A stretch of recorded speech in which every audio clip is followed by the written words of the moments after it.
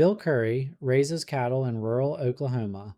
Every few months, he drives 2.5 hours to Oklahoma City for an epidural that keeps his back workable. This year, the drive got longer. In February, his clinic said he needed pre approval first, then another trip for the injection. Then they wanted a third visit, just to fill out how he feels again. He skipped that one. Traditional Medicare used to mostly stay out of prior authorization. Then Wiser showed up, a federal pilot that uses AI plus human clinical review to gate payment for selected services in 6 states. CMS says the goal is to cut waste and protect patients.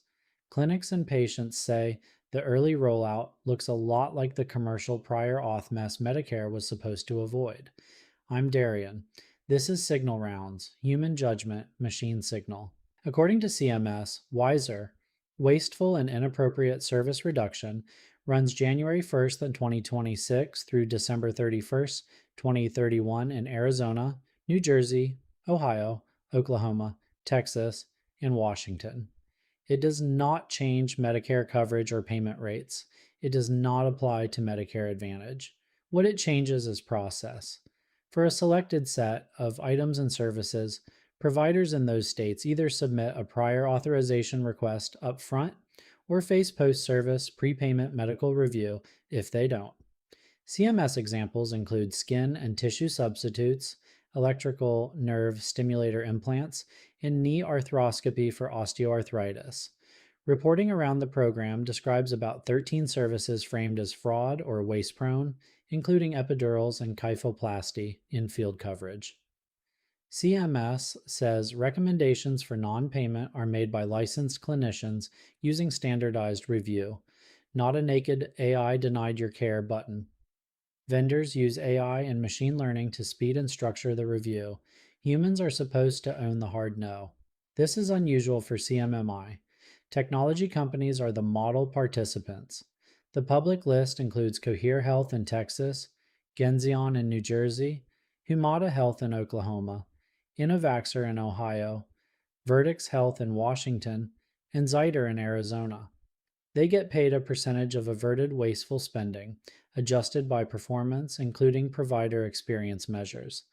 The incentive is not subtle. Find waste, keep a cut, and try not to make the provider survey catastrophic. CMS's pitch is familiar. Reduce low-value care, protect taxpayers, apply faster commercial processes, and ease administrative burden. Vendors have leaned into speed. Humata's CEO told KFF Health News there is an immediate yes in 88% of cases where clinical data supports approval. That is a vendor statement, not a CMS metric. CMS has touted decisions within 72 hours, after which clinics get a tracking number and can schedule. If that were the whole story, this episode would be shorter.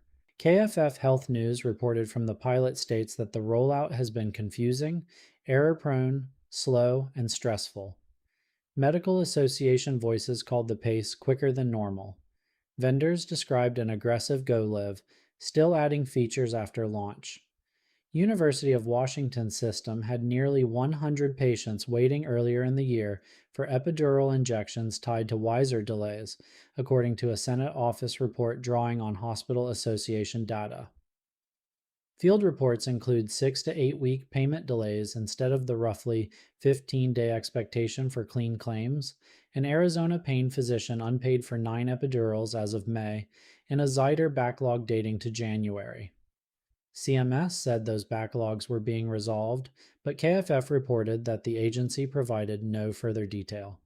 Clinicians described denials that look like garbled chart reading, mid-back language on a neck case.